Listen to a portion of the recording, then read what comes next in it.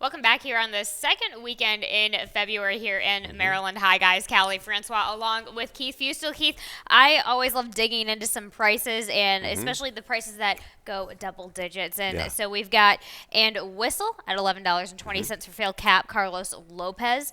But what I love, so we've got William Humphrey, a $13 winner on Uncommon Valor, but a $23.80 winner in decoupage for Danny Velasquez Yeah. and Castino, but you had this one in your exacta under the radar at a bit of a price. That was a 19. $19.20 winner for Jamie Ness and Angel Cruz, of course. Yeah, under the radar. I like that horse. Second time off the claim. Got a great trip inside out late and got away with a little bit of a drift. I thought there might have been a little claim of foul. Was not, but got the job done. Frightline ran big. I mean, looked Yes. home in mid-stretch. Just couldn't get it done. Might have been a little bit too keyed up early. Kind of with that one going to the lead. But fours were wild. The late pick 5 paid 21,000 and some change, right? 4-4-4-1-4. So the fours were wild in that late pick 5 on Sunday. And ready to rock after a little bit of a break. Yeah, check it Okay. out. Check it outside. Let's bit go. Of a bit on the warmer side, of course. We're reaching for 57. 60s, but which is exciting. It's kind of like a meme came up that we're in the first fake spring right now. Yeah. So we're going to get back to cooler temperatures, don't you worry. But let's go ahead and start things and kicking off with this early pick 5 in this first race going 5.5 on the dirt for the claiming 10,000, which have never won two. Keith, you've got the number 4 on top, remembering Wilbur, who I have underneath. This one's coming in for Rudy Sanchez Solomon and Kevin Gomez in the saddle. Hasn't been seen since mid-August. Back to the correct condition. Was out Yes. in a bad condition last time. This is a scramble, the opener. There's just Okay. questions. Yeah. I struggle with the line. Just kind of took the dart. There you go. Remembering Wilbur to hit, it stuck. In is protected with the waiver in here. That kind of works for me. This horse ran well early in his career. Maybe this break did him some good. Regroup, retooled.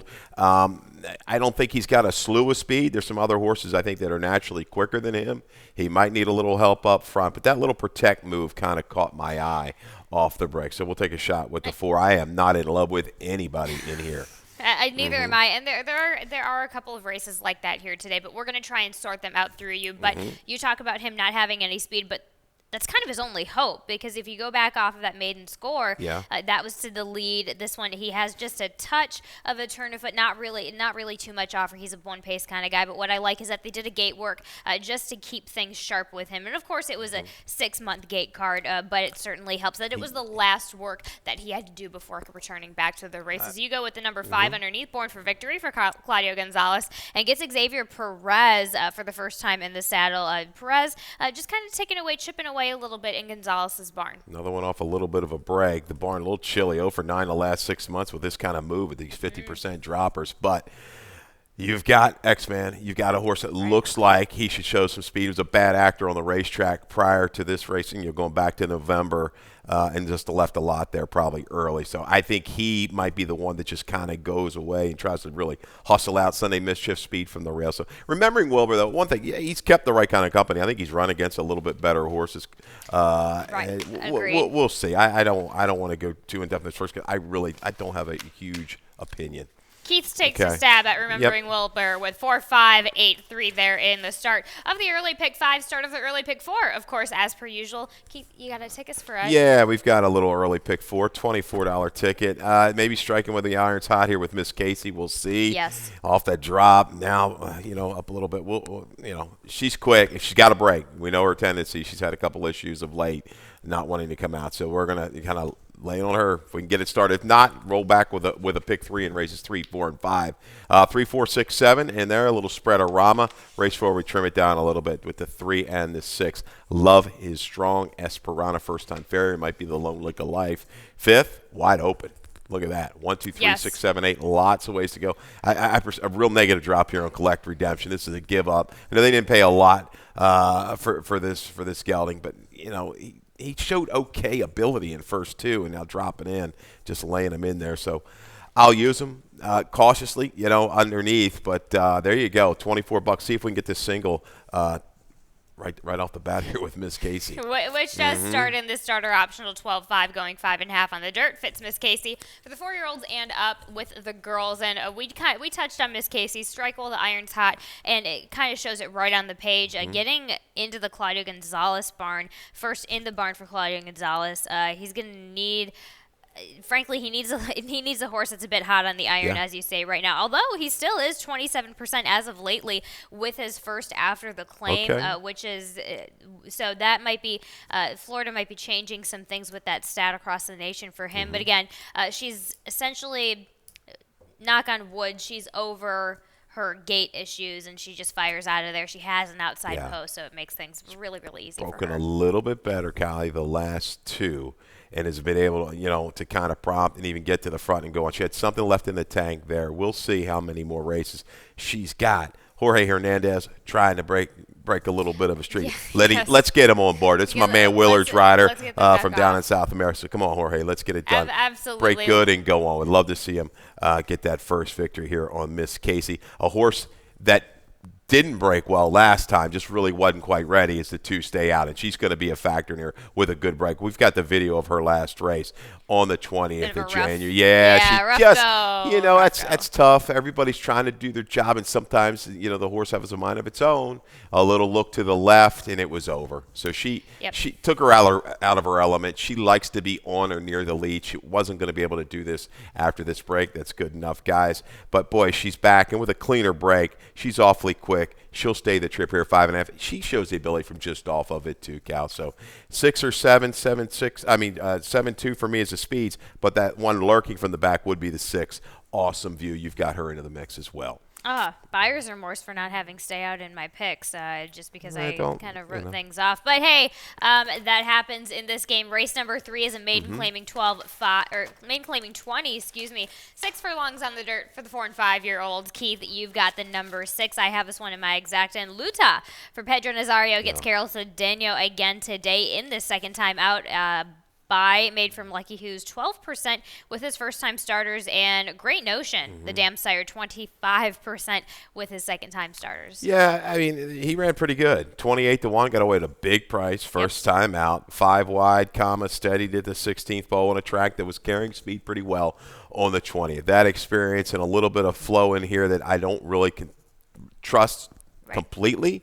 Why not? Both Sibs are winners. They didn't really light the world on fire. I think last one on a barn change ran like a lower 60, but maybe Luta can kind of close in and grab the speeds here late. Again, another race. It's a little tricky for me. Moses Waters going to be sure to even open the books with a little bit of a suspect drop off a pretty good try last time. The 7 opened the books, was hustled really hard to the lead. Shortening up here a furlong, he could prompt and go from there with Angel Cruz. We'll see, but Moses Water, the road may have to go through him. I don't quite trust this field as a whole as well. So I feel like this is a wide open.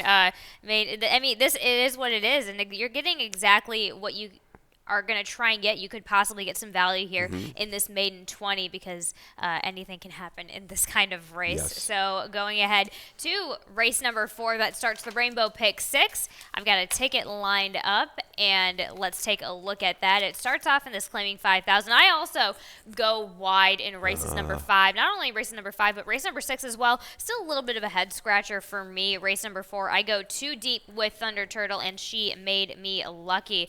And then I am going to just give myself a second to scroll down here. For my single in the number 8, I was in between Aristocratic and Glory Song. I'm going to trust Jamie Ness, who as of lately has been 33% with his third time off of the claim.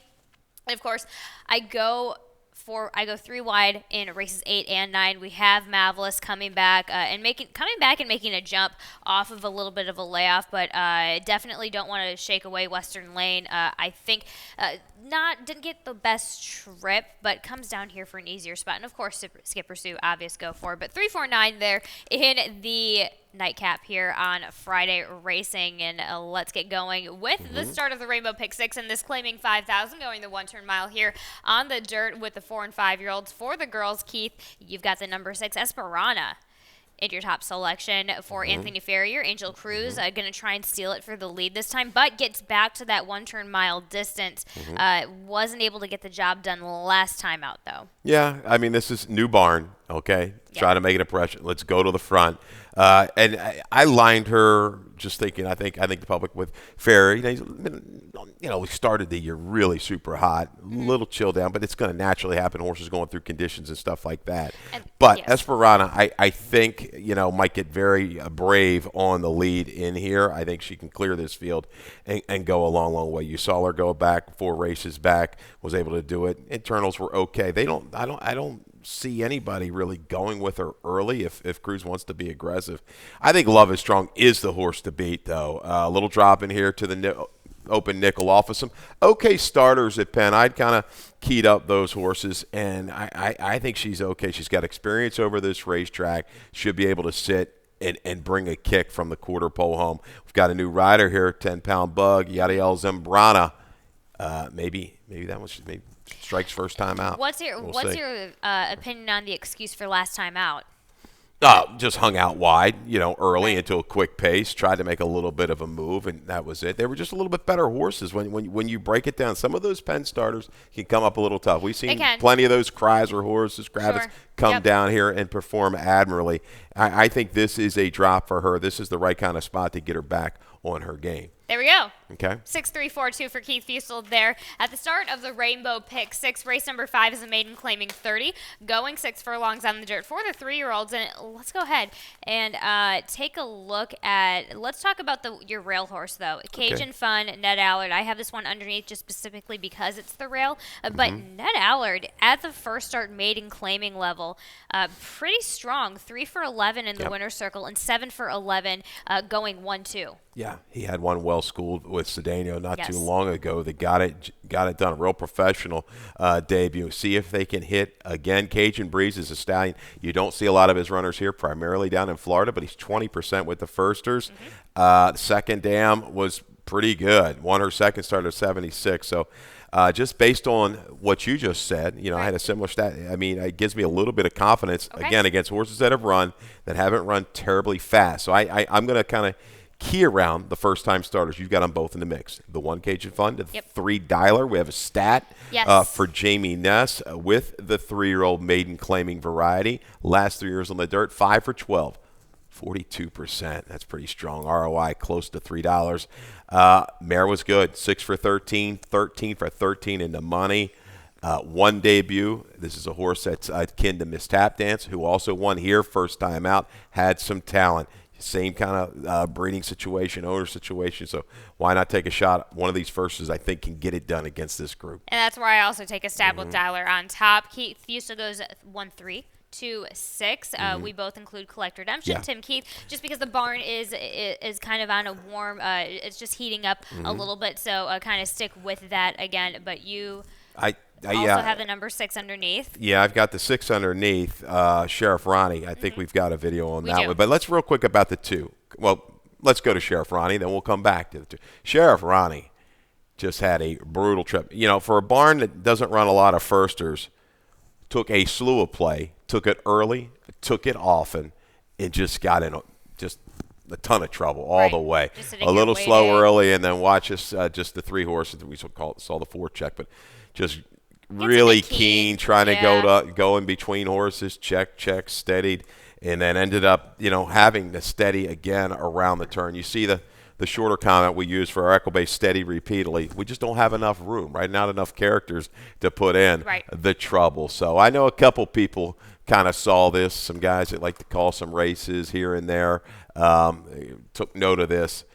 That was just a lot of money for that kind of barn. So the talent looks like they're protecting, but even given a clean run and he runs right there, that number, he's got to improve. It looks to me a little bit against this group if he's going to win it. Hence, he still should hold a much better price, much better value this afternoon. I agree, and especially looking at that, especially with a first-time starter in a gelding that could get a bit discouraged right away. You have this constant denial all the way throughout the track, but he still put in effort. So that on top of with what you caught, and on top of that, that's a great pickup. A 10-1 on the morning line. We'll see what that price comes to. Yeah, and collect redemption. This is, to me, I don't like this drop here. I know the barn, the horses are running pretty well right now. They didn't spend a lot, so maybe this is a key. Let's see if we can go ahead and get the maiden broken. 4 wide, 6 wide early in debut against some horses that have come back to run well. Last time out, a little trouble again at the break. Alvelo riding well. I mean, I told you, said time again, I think he's an underrated rider here. He just kind of gets a little bit lost in the shuffle. 2 wins on Sunday. See if he can keep that streak alive. And we'll see. We'll talk about how we can keep the rest of these races alive as far as information from you, but we'll be right back with a commercial. Introducing the first racing tool from Pegasus to Preakness. Iconic venues. Life is good about Ron Ortiz Jr. and ran them off their feet in the Pegasus. World-class racing. Millions at stake. Rob Bauer win the Preakness. New champions will be crowned. Only at first.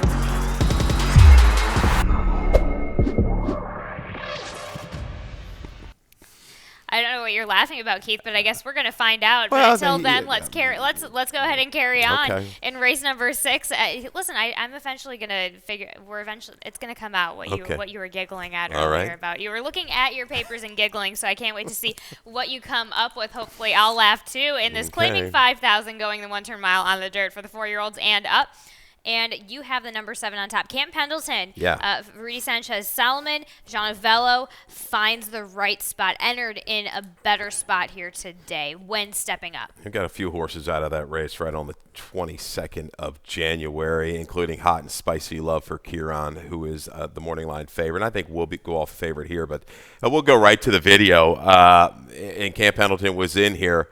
Was in front of and might have a little bit more tactical speed. We'll see than Hot and Spicy Love. He's been closer in the past as well. But I thought the flow was pretty good. Sheriff Chip goes whistling out. Oxide was just too good that day. But the menacing move here is Kieran's horse, Hot and Spicy Love. Second off the claim goes today. Makes this move, shifts out about 5 wide around Kent Pendleton, who was kind of doing the dirty work. Hard chase around the turn. I thought he was going to win it right here. Right. But Oxide just too good. He was still under a hand ride into the stretch and responded. Came back with a pretty good number, like a low 70 next time out. But just maybe the slightest of flattening out. I think the only worry I have, the concern about Hot and Spicy Love is, was taken off of a drop, a steep drop. Tough old timer here, but Kieran's good with these horses. He and the whole gang, they can get these horses back and get them back to form. He's 29% second off the claim for this $5,000 level in Maryland the last couple years. So these two are both, I think, pretty tactical in this race. Camp Pendleton on his best can certainly turn the tables here. So one of these two I'll key around. They're not going to be huge prices. Mr. Mosley goes to the front. Accelerator is that value play. 12-1 on the morning line. We've got Barbosa. There was no rider named early, but Barbosa after scratch time. So this horse's form just bounces around all over the place. He's been beaten by high. It's hard to trust him. I got that comment last time, rated back and angled very wide for a very scenic view. Right. A little wake-up call for me when I put a comment in like that. I'm going to use him as a price, getting a live rider in Barbosa. But you're right. He looks like kind of tough horse to trust. Yeah, listen, you're the one who comes in with the prices, so I'm going to defer to you on that. Race number 7 is a starter optional 20, going the 7 furlongs on the dirt for the 4-year-olds and up. Scratching the number 3, Brilliant Chase, and that lands you on top with Top Boss for David Mohan. Gets Bryson Butterfly in the saddle. Has been on a roll ever since getting to that 7 furlong distance. Won recently at the 5.5, but again, I like this one specifically at the 7 furlong distance, especially with the nice performances this one has been having since stepping it up. It's clicking right now for Top Boss. Now, I had a good little trip last time off of that duel, got out to the better part of the racetrack and kind of ground it down. But I like kind of where he's going to sit in this field. He's not as quick as the 4. We can go to video of Aristocratic. His recent form is pretty good. He's quick and he takes pressure and he keeps battling. Look at this effort last time out down inside, getting hounded by the 1-5 shot, who ended up fading away. Top Boss doing the chasing in here. These two, from a flow standpoint, it's 7/8. maybe you give a little edge to Top Boss. We'll see. Aristocratic might be able to relax though. So I'm gonna think these two can dictate it around, and one of these two survive for the victory. The Sakari interests me. A little bobble last time I went back and watched that video. A little issue out of the gate. Third time in this barn, Michael Gorham hits at a good rate of late, and is this kind of that closer type that could churn it out in the final furlong. But I do think Aristocratic and Top Boss, with the kind of speed that they have and the heart that they have, they can carry a long way at 7/8. I was too tempted with that price of 5-1 for Glory Song for Jamie Ness. This is the one that was third after the claim. I go ahead and take a stab with the single on this one. I get that we're stepping it up, but I also really like how lately things have been going for Ness from that Parks to Laurel factor. He was getting a bit cool at that, but he's starting to get back into that rhythm of it. So I'm going to just go ahead and go on that bandwagon. Yeah, an interesting move as well, a little protect move, right? I don't think he is in for the tag here. No. So there's another little wake up for you, because you're right. I think he's got to bump up. He's got some speed of his own. He hasn't quite shown it the last couple, but if he wants to get involved early, he can and can stay with some of the build-up off of those recent races. Even if not, if your two top selections kind of running each no other doubt. down, then there we go. So we'll see what happens there. A nice little starter optional there in the 7th race. Race number 8 is an allowance going 7 furlongs on the dirt for the girls 4 years old and up. Keith, you have the number 6 on top. Misty Mob for Graham. This is Graham Motion. Jamie Rodriguez. I just am doing a cautious wait with this first after the layoff. Although we've got a nice bullet, a short. I mean, out of 2 horses, but a decent work last time out up there at Fairhill. Yeah, it's been working steadily. You go back out of 3/4 work in the mix, 7/8 of a mile. Is she going to be ready? But this looks to me an all or nothing. She's obviously showed a lot of talent early on. She hasn't come back to it after those first 2 races, but they stay with her. They bring her back, keep her in the allowance. Obviously, I guess from a breeding standpoint, kind of keep protecting her. But Motion's been good. It's a smaller sample, though, but over the last few years, 4 for 12, 33%, 8 for 12 in the money, 4-year-olds and up on this kind of a break, a lengthy break, plus 180 on the dirt. So I like that. 2 for 5 in Maryland, 4 for 5 in the money. It's a positive ROI. So a little shot here in a race. I want to demand a little value. Skipper Sue hasn't run extremely fast, has burned some money, last time out. We'll see. I take a little shot. You got the 2 on top. You do like Skipper Sue, okay? I go bandwagon. Right. Just because, especially after that January 1st performance, they kind of tighten the notches on this one. Has shown bullet works before, but I really like that we just kind of give some zingers there in the morning to really sharpen things up, because broke maiden first time out going for it. Yeah. And then we get to this, come from behind style. I think the path this time is going to be send him a little bit. Okay. Get her in a better position, because now she understands both being on the lead and coming from off of the pace, that you work her, you're still working her fast. Just run with it. Apparently that's the way she likes to go, especially when she won. So I'm just going to take a stab at they're kind of changing tactics a little bit, and it's going to be working out for them. Yeah, she had a little excuse, no doubt, a little hop second time out. But even last time, I thought she'd be a little bit closer, a little bit more involved. She wasn't, but appears to be working really well into this. We've got a video of the 5 Golden Effect back out to 7 furlongs. I think this is going to be a good move for her. Again, looking at the flow of the race, there's nobody super quick.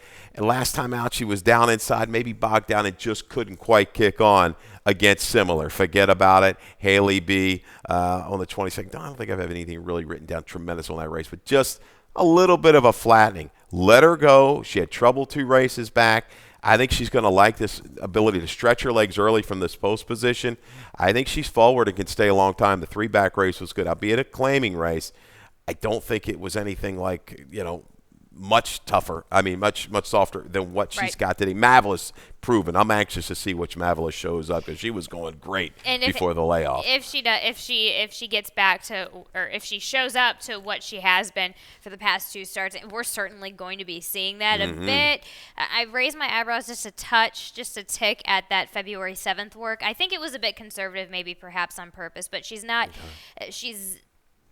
I would have liked to see a little bit quicker. 103 and 2 kind of just, again, raises my eyebrows a little bit, but who knows what they were thinking with that. But there's going to be plenty of speed in here, and she'll have it. Listen, it's a step up for her, so we'll see what happens. But very exciting for Mavlis coming back here, winning that Maryland Million Starter Handicap into this, stepping up into allowance off of the layoff. Keith, you still go 6'5", 7'2". In the allowance, I go 2'1", 7'5". And here we are in our nightcap. Maiden claiming 20, going 7 furlongs on the dirt for the strict 3-year-old fillies.